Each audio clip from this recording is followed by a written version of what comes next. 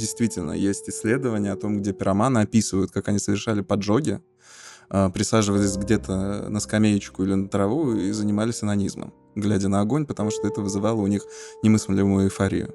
Потому что вот это у них совместилось с сексуальной перверсией. Почему я и говорю, начал, что есть нормативное сексуальное возбуждение. Именно поджоги, то есть Да, развести костер не вариант. Нет. Именно нужно что-то Нет, надо, уничтожить. да, именно что-то уничтожить, что я это сделал, я это контролирую. То есть почему и огонь, почему зоосадизм более слабое.